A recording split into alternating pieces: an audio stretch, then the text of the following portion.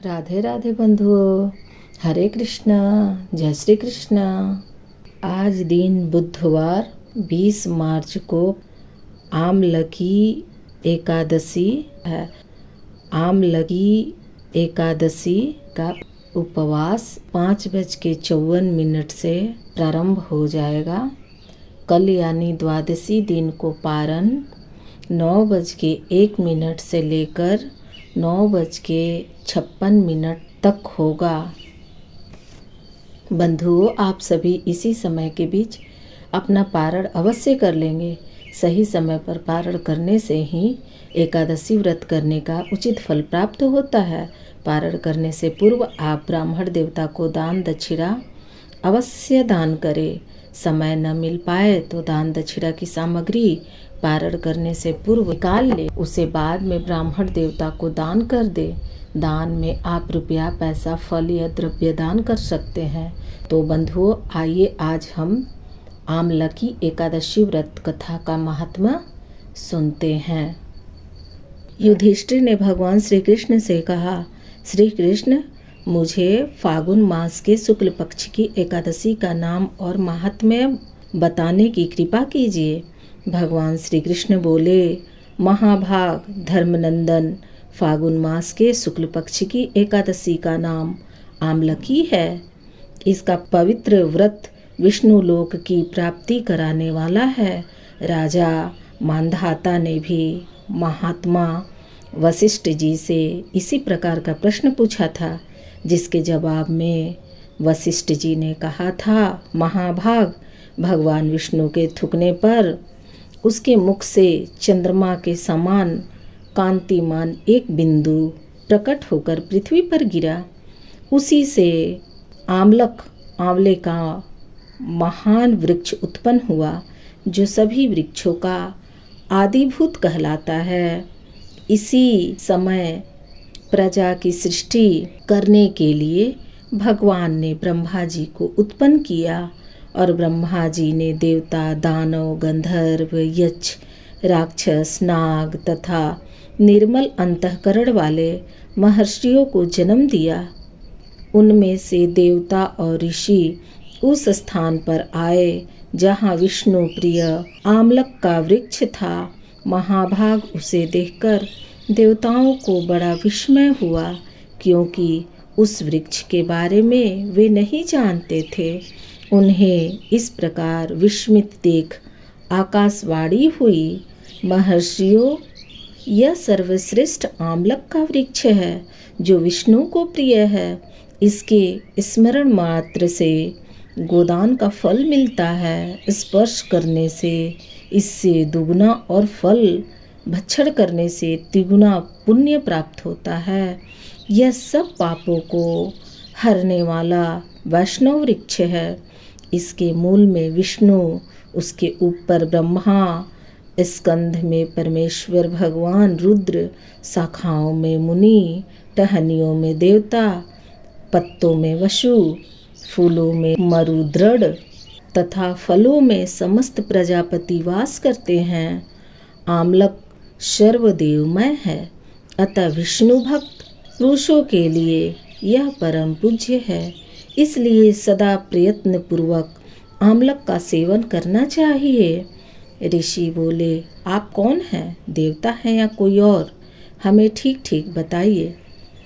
पुनः आकाशवाणी हुई, जो संपूर्ण भूतों के कर्ता और समस्त भुवनों के स्पष्टा है, जिन्हें विद्वान पुरुष भी कठिनता से देख पाते हैं, मैं वही सनातन विष्णु हूँ।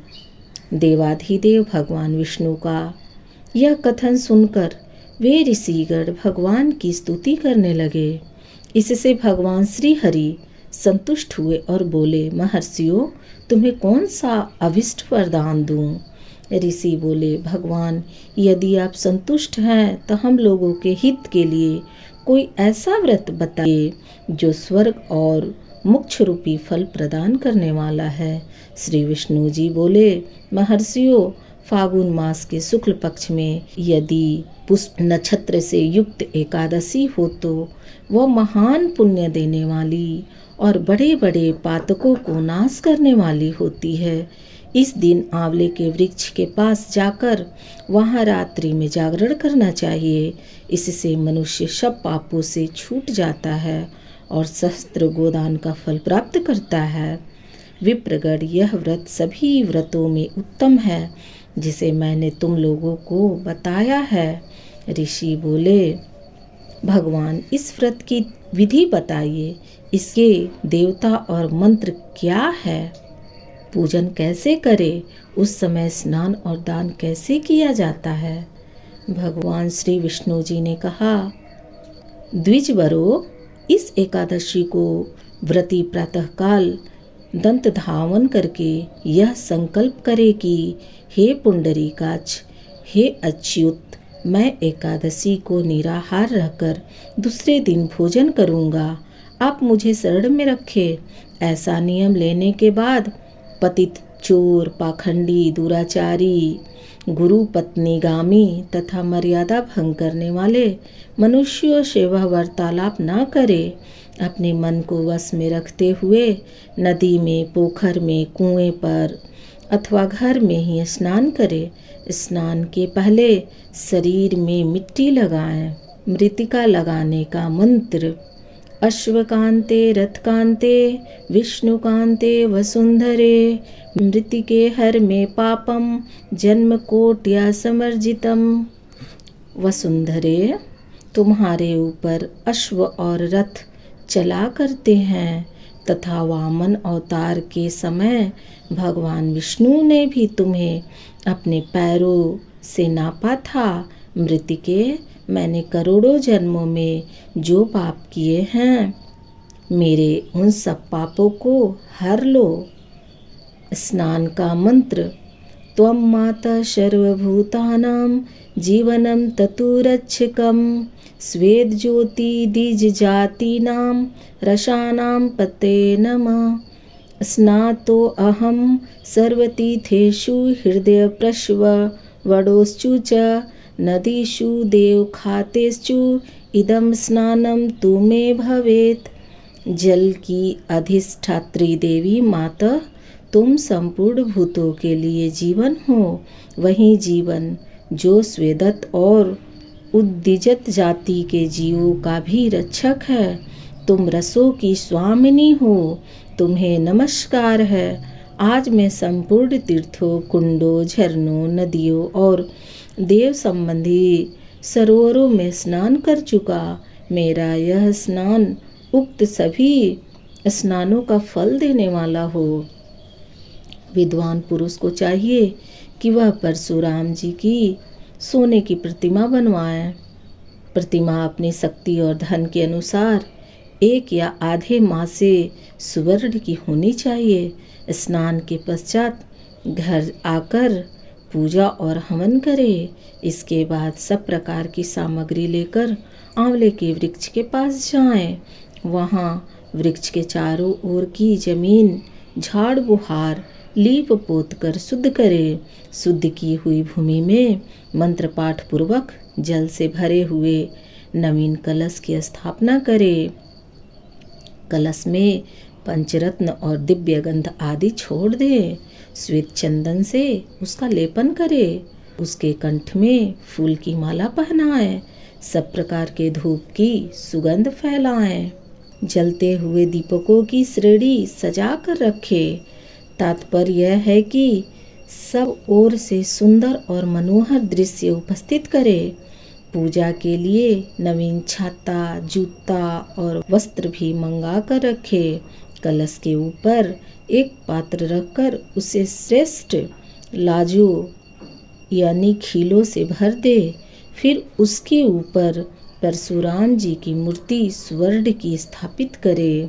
विशोकाय नमः, विष्णुरूपेणी नमः, उग्राय नमः, दामोदराय नमः, पद्मनाभाय नमः, श्रीवत्सधारिणे नमः, चक्रिणे नमः, गदीने नमः, वैकुंठाय नमः, यज्ञमुखाय नमः, विशोकनिधयो नमः, वासुदेवाय नमः, वामनाय नमः, सर्वात्मने नमः, संपूर्ण अंगों तथा मस्तक की पूजा करे, यही पूजा के मंत्र है।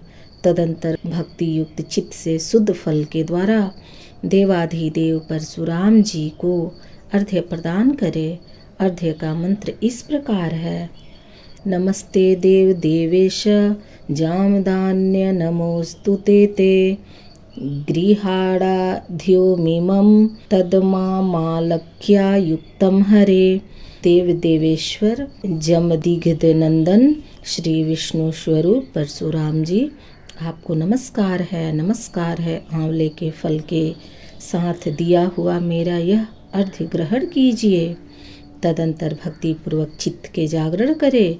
नृत्य, संगीत, वाग, धार्मिक उपाख्यान तथा श्री विष्णु संबंधित कथा वार्ता आदि के द्वारा वह रात्रि व्यतीत करे। उसके बाद भगवान विष्णु के नाम से लेकर आमलक वृक्ष की परिक्रमा 108 या 28 बार करे।